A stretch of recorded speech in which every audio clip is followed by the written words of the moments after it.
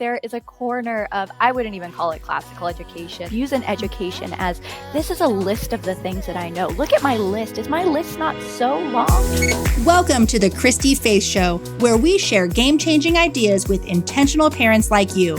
I'm your host, Christy Faith, experienced educational advisor and homeschool enthusiast. Together, we'll explore ways to enrich and transform both your life and the lives of your children.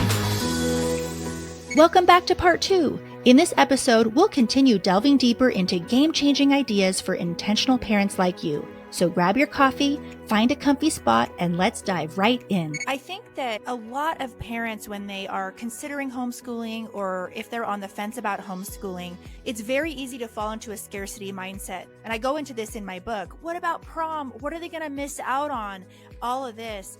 What I'm hearing from you is, yeah, your lifestyle and your upbringing and your education was very different, but I'm getting the sense that there was an abundance in that. Can you speak to that? Did you ever feel like you were missing out on the quintessential high school experience, for example? I know nowadays, of course, there is homeschool prom nowadays. It's almost like we don't have to miss out on all those things. But I also have noticed that a lot of homeschoolers also don't care about those things as much.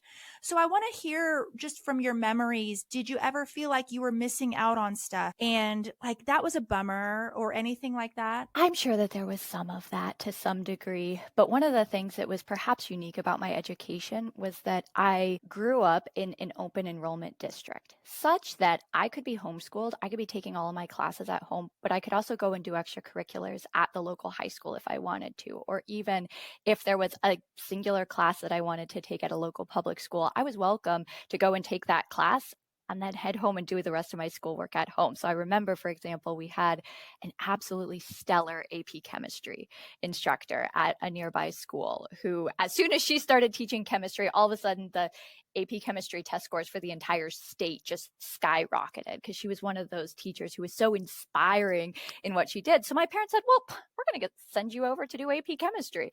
So I would go to the local high school with my little backpack. I'd take my chemistry class and then I would head home afterwards. So as a result, I got to really experience and pick and choose whatever I wanted from anything. So if I wanted to go to prom, I could go to prom. If I wanted to take speech and debate at the local high school, I was welcome to join the speech and debate team. So I really got to pick and choose and do whatever I wanted from any of the different schools in my area, which I think made it such that there really was nothing that I was lacking at any time. But there were also a lot of opportunities that were put in front of me that I just had no interest in taking advantage of. So I think that for a homeschool parent who's considering that element, for one, there might be a lot more opportunities in front of you than you're even aware of. And as you start to unpack them, you might be surprised at what you find, at what your student is able to be involved with. But at the same time, I did get to take advantage of a lot of different things, some of which I'm glad I got to take advantage of. And other ones I think, in retrospect, I probably didn't need to go to prom. I want to ask you, were there any subjects that you found growing up particularly challenging being raised in the classical framework? And if so, what were those subjects and why? I think the subject in the classical framework that challenged me and probably my family also the most was ironically Latin. I was the least inclined Latin student that ever was. I was determined to study as little Latin as humanly possible. And unfortunately for my parents, they weren't particularly well equipped to help me adjust through that because they themselves had never studied Latin.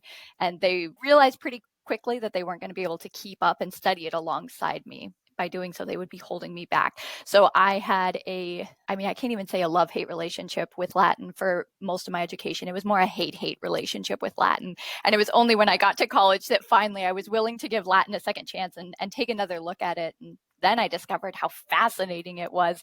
But Latin was a big struggle for my family. I did not take to it willingly. I think my parents were overwhelmed by the number of resources and possibilities for how they could continue my Latin education. So that was definitely the most challenging, I think, out of all of them. And now you're a Latin teacher. And now I'm a Latin teacher. It is ironic. I like to remind my students that I am a better Latin teacher because I was such a bad Latin student. And I learned all of the lessons, all of the ways to not learn Latin. So now they get to benefit from it as my student. Oh, I love that. Why did you decide to major in classical languages at Stanford? So for the first year and a half or 2 years at Stanford, I was actually studying bioengineering. I wanted to study bioengineering. I wanted to continue into the hard sciences. Really, I had aspirations of going into cancer research. That was really where my head was at, and that's what I wanted to do since about middle school. But when I got to Stanford, I started taking certainly all the chemistry classes, the calculus classes, biology classes, all those intro level classes. But at the same time, I was taking classes over in the classics department because I thought that they'd be really easy for me as somebody who had already been exposed to so much of that. But pretty quickly, I realized that that's really where my heart was. I have a really strong memory of sitting down at my desk one year, my freshman year, and bribing myself saying, okay, if you finish your organic chemistry problem set, if you finish this, you can go read the work that you need to read to write your essay about Platonic philosophy and the importance of solitude in education. And that was a really weird turning point for me because I never thought that I would be the person who would have such a natural inclination for wanting to study philosophy, wanting to study languages, wanting to study the humanities. So that was a little bit of a come to Jesus moment for me right then and there. But then as I began thinking about it more and more and investing more in the classics department, I was just surrounded by so many people who are so sold out, passionate about the study, and were so eager to help you to fall in love with it as well. And it was a natural turning point from there. I think I made the final decision in my sophomore year when I decided I was going to take the intro Greek core classes alongside the intro bio core classes. And I think 3 or 4 weeks in, I changed my bio class to pass fail and I declared a classics major because I was so in love with my Greek class and enjoying my study, enjoying the peers. So I pretty quickly turned over to the humanities, the dark side, if you will. Yeah, my undergraduate and graduate degree are in history. And I remember the toxic messages in my head. It's like, great, I'll graduate and be able to either be a teacher or sell vacuum cleaners, right? And then it just but the thing is that I'm still a teacher and I love teaching, and I loved teaching college students and I love teaching mamas now. I want to ask you, you could have gone a lot of different directions with your degree. Even in classical languages, there are many doors that are open to you, and you've done a lot of cool things. You've been a tour guide in Italy too, I think. But ultimately, Yep. yeah, yeah. Ultimately, you're the dean of the lower school at Schole Academy, and you've landed in education.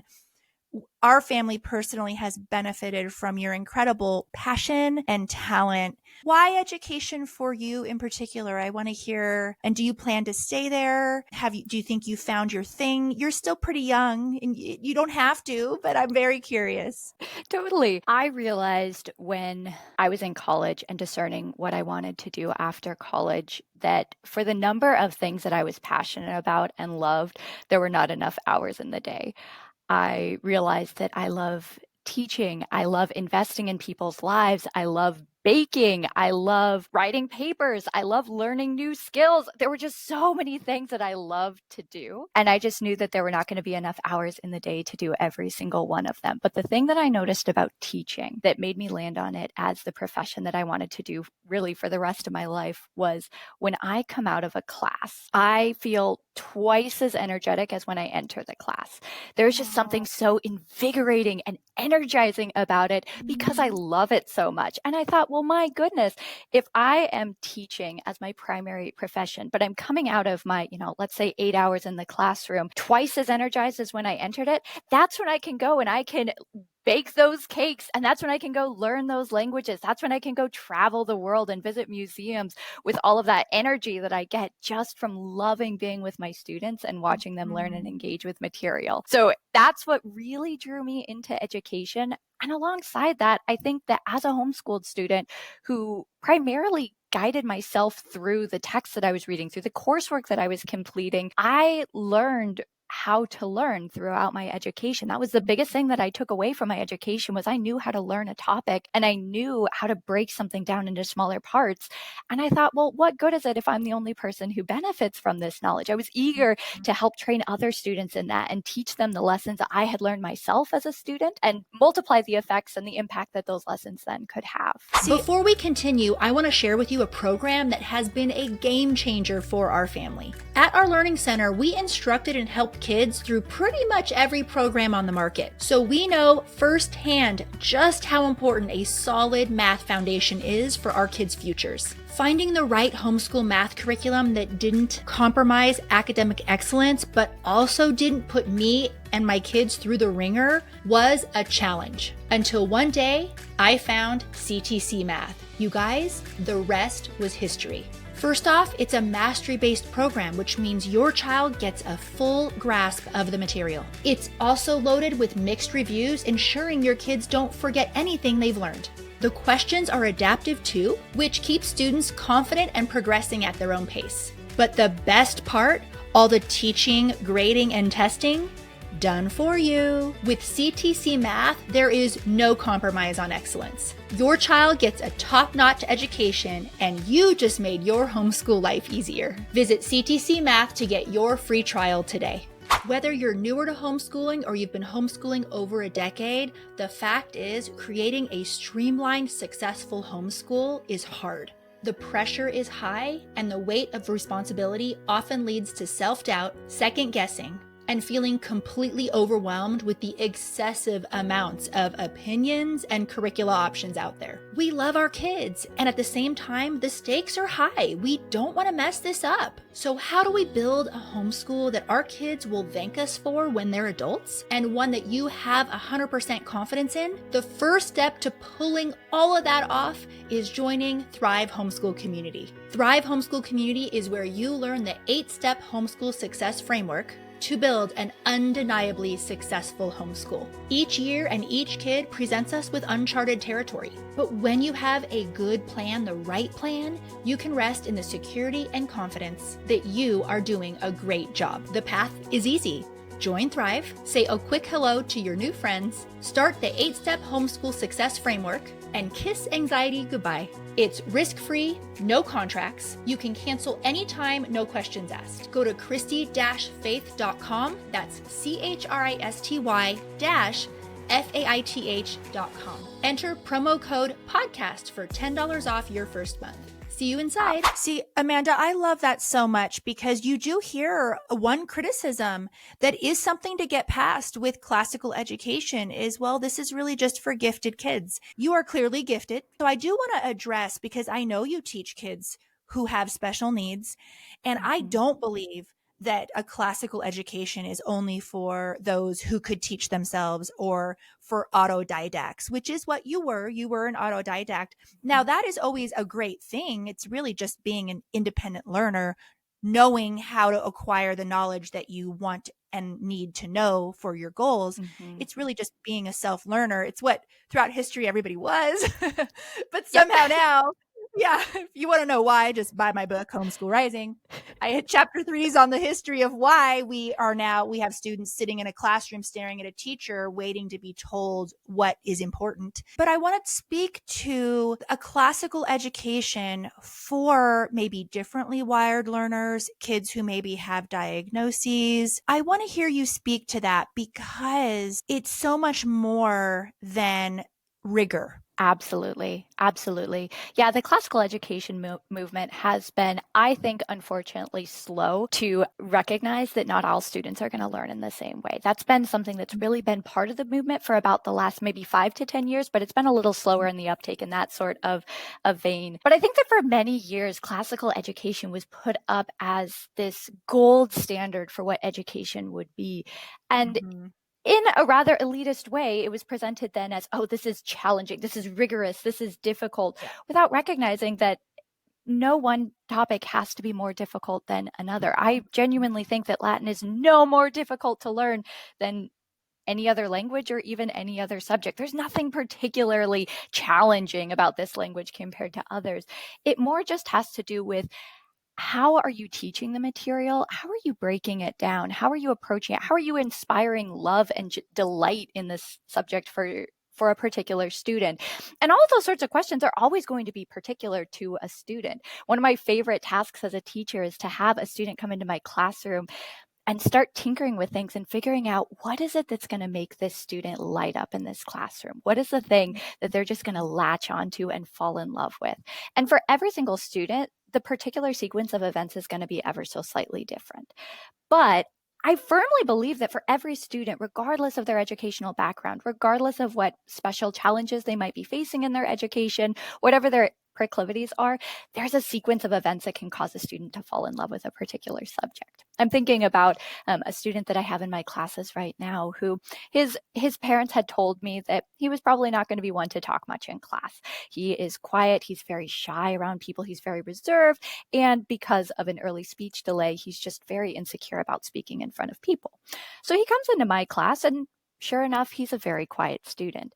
But we just started reading a little bit about ancient Roman history in that particular class. And the way that this student cannot stop talking all of a sudden is absolutely incredible, because he's found something that he loves and that he's interested in and engaged in. And it's my job as a teacher, and would be for any teacher, any parent who's working with their student, to play around with it, to start toggling the buttons a little bit and see if you can figure out what is that sequence of topics, of conversations, of approaches that will cause a student's eyes to just light up and fall in love with a subject.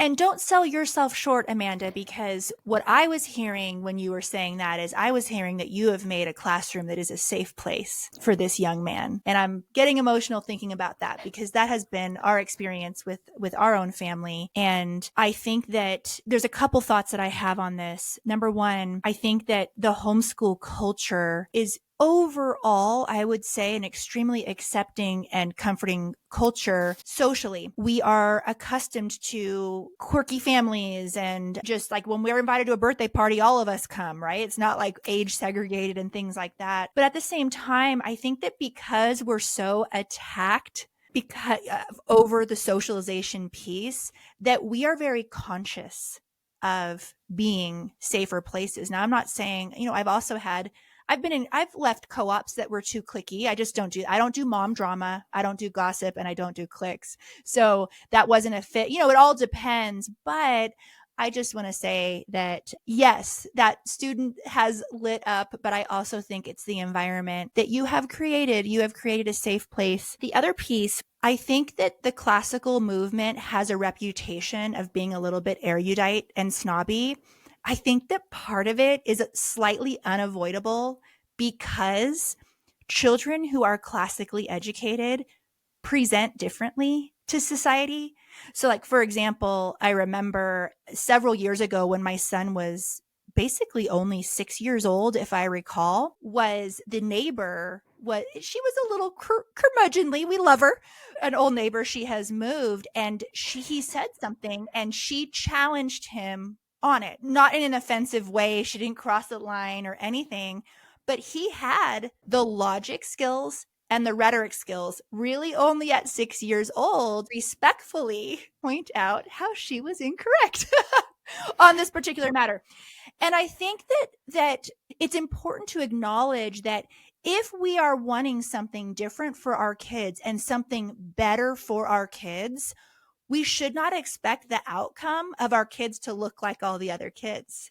I want my kids to be able to think critically, engage in in-depth conversations.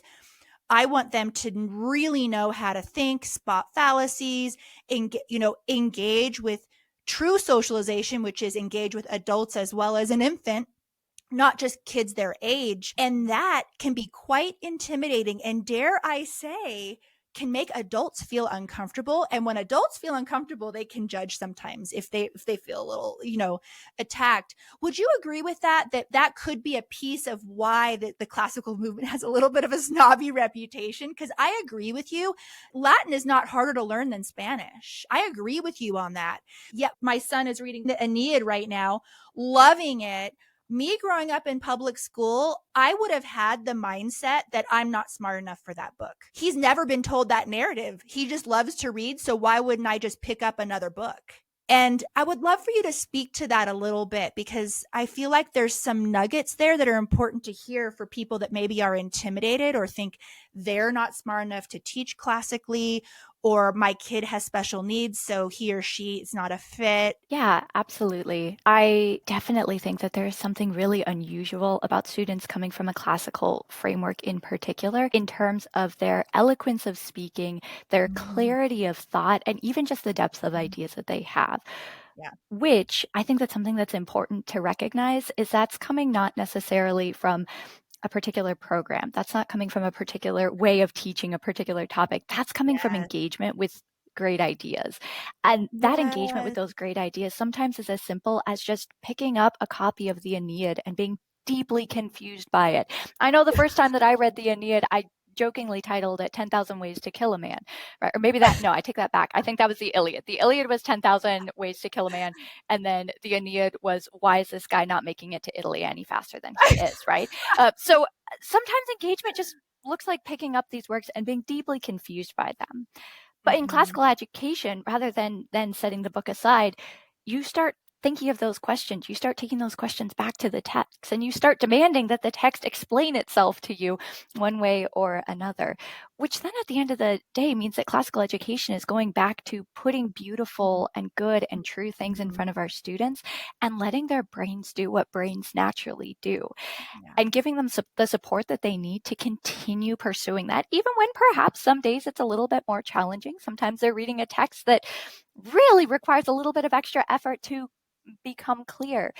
But putting students in an environment where they have the tools that they need to keep coming back to it with their questions, to keep raising those thoughts, and to keep engaging with the things that they are exploring, that's what classical education is all about. The show will resume in just a minute, but first I want to share with you an incredible resource that is totally free to homeschooling families everywhere. Have you ever felt like you were on trial for your homeschooling choice when visiting a doctor or another service provider? It's unsettling, especially when someone misinformed has the power to threaten your family. Unfortunately, we have heard countless stories of parents who have felt trapped in offices and met with suspicion rather than support simply because they were homeschoolers. I've been profiled and interrogated myself, and I'm sure many of you have as well. Enough is enough. It's time we proactively vet service providers before giving them our business and our money. Enter Christy Faith's list, a directory 100% free to homeschooling families, connecting you with homeschool-friendly service providers who promise to support you in your homeschooling choice. We want every homeschooler in America to know about and be using this list. So here's how to make Christy Faith's list a household name. 1, tell all your friends about it. Let's show the market just how powerful the homeschool movement is. Number 2, check Christy Faith's list website before stepping foot into any service provider's office to make sure they are on there. And number 3, if your favorite service provider isn't on the list, make sure to refer them. There's a button on the homepage of the website. It takes only 30 seconds, and that way we can send them a lovely invite. If you're listening and you are a homeschool-friendly professional, we want you on the list. We're eager to connect homeschooling families with you, shout your name from the rooftops, and bring you tons and tons of business. We have plans for every type of business, both small, local, nationwide, and worldwide. Check out ChristyFaithsList.com today. Hi, Mama. If you like my social media content and my show, I'm pretty sure you will love my book,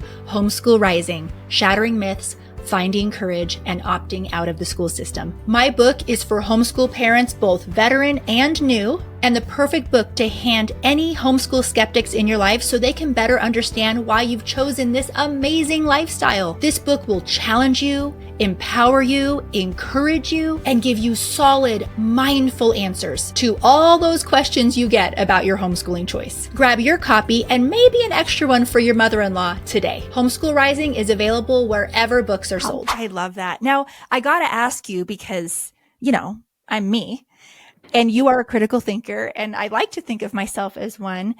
Is there anything in the classical movement that you see that you just can't get behind? For whatever reason, you're like, not so sure about this. Yes, I think something that I have noticed in the classical movement, the more that I've got into it, the more I've worked with students who have experienced a lot of different permutations of the classical movement is I think that there is a thread of education that is calling itself classical, that is so based on just the rote memorization of facts without a deeper engagement with the ideas. So I'll have students who will come into my classroom who have every single Latin ending memorized. I tell them, all right, can you tell me your present tense verb endings? And they confidently chant, OST mustis und. And then I say, that's amazing. Now tell me what kind of a word a verb is. And they look at me with deer in the headlight eyes and they say, OST mustis und. And I say, that's beautiful. Now tell me, if a verb has one of those endings, when is it happening? And they look at me with greater fear in their eyes and they say, OST mustis und. So I definitely think that there is a corner of, I wouldn't even call it classical education, though it uses that term a lot of times, that places such an emphasis on the rote memorization of facts and views an education as, this is a list of the things that I know. Look at my list. Is my list not so long? Do you not see every single one of these books that I've read? Do you not see all of these different endings that I have memorized? And there's a sense that because of the quantity of material that they've studied, that they've gotten an education out of it. But I think at the end of the day, I mean, there's a saying that we use in classical education, multum non multa, right? We do much, not many, where you want to take a few key ideas and you want to engage deeply with them and you want to harvest just as many nuggets from it as you possibly can. So I really can't get behind anything that's claiming to be classical with such an emphasis on rote memorization without inspiring a love and a curiosity and a humility towards studies that I think that classical education should be inspiring. I think this message here is so important. And I believe deeply in my heart that one of the reasons why those programs where it's just, look at what my kid can do, my kid can rattle off all these things. I actually think that because our society has a distrust of homeschool families, because in Prussia, you need a profession, you need a certificate to do it, which sends a message that now everyone else is not qualified to do this. Whereas that's new. Like that idea is only 150 years old. But I do think that we gravitate, especially if we were not educated in this way ourselves, we gravitate towards those programs as a security blanket. Like, we don't want to mess this up. And then what happens is, at the Christmas get together, the kid can rattle off Latin endings and can rattle off history sentences and can say, name the planets and all of this. And everyone's impressed. Whoa. Right. And then it makes people stop asking questions about the type of education they're giving their kids. I do memory work with my family, but it's in its proper place. It's for a purpose, because I know that if we don't have that structure, we can't build anything on it. Okay. So we're not saying, and I know I don't want to put words in your mouth, but I think that you would agree, Amanda, that it's does this memorization have its proper place, and be very careful in mistaking that for a classical education, because that is that grammar stage. And the proof is in the pudding. You see these classical programs, there is a mass exodus by junior high, because it's that grammar stage. Look at everything my kid can memorize. Then the mom and dad look at what the curricula looks like starting in the next stage in junior high, and they go, wait, what? Because they never were actually told what they were doing, what they were getting into, what a classical education is. But the thing is that when you really take that dive, and it doesn't take long, hopefully this episode did that for you, you realize there's a freedom there. There is a freedom because you can put these things in its proper place and stand on a solid rock of an educational style that has been around since the beginning of time. Basically, I consider myself at the core to be classical, but now I call myself eclectic. So yeah, do my kids learn Latin? Yes. Do I teach history in the very popular classical way? Absolutely not. I do not, with the popular classical programs. So, when you start to stand on solid ground, you start to have the courage to step out. And so I think that's an important message, that is, just be careful. Just because something calls it, we talk about this. I help a lot of mamas with their kids and their reading. Just because a program calls itself Orton Gillingham does not mean that it is. because everyone's calling themselves that nowadays because they need to, otherwise they won't make sales, but be very careful. I want to ask you, I want to know just about a little something about you because you're such an intriguing person in general. What is a passion project just in your life right now? What are you working on anything fun? What are some current interests that you have? If you're enjoying the show and you don't want to miss out on future episodes, hit that like and subscribe button and show us some love with your comments. Those 5-star reviews really do make a difference. Yeah. No, this year I realized that I needed to pick up some new hobbies just because I had gotten so excited about the work that I do that I was really putting a lot of emphasis in work, which was great. But then I thought, my goodness, I want to have something fun to talk about at dinner parties other than just the wonders of the Latin language.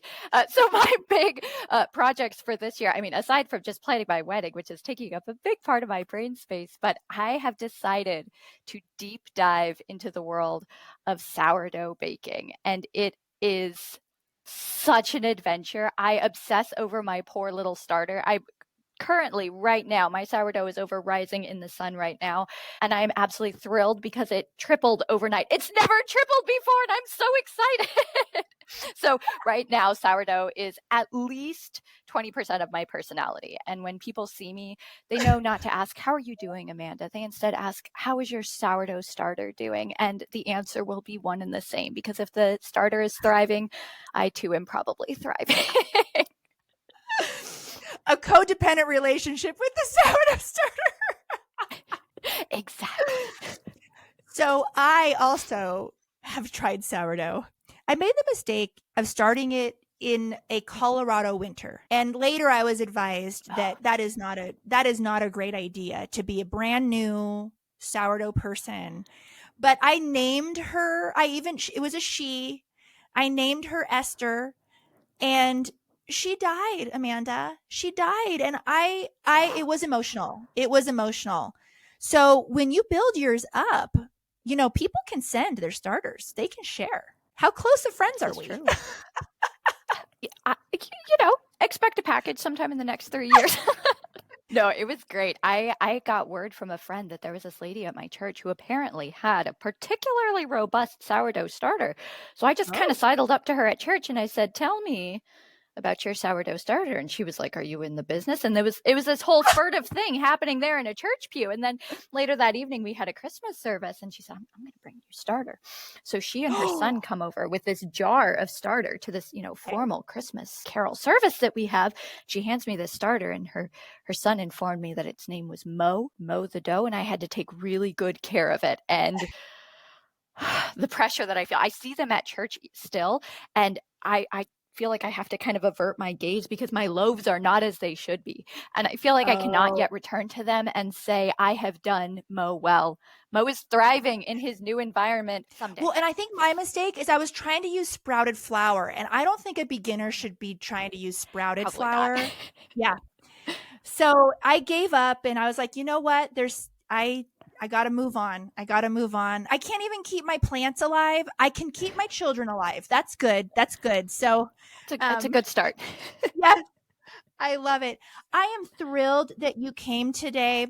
I want people to know where they can find you. You're not a big social media person. We don't care. We love you. Yeah. And this episode is so value packed. I can't wait to share this. If someone wanted to find you or buy your sourdough starter, just kidding. Don't bug her. I'm first in line, people. Yes. Christy has to get it first. Yes.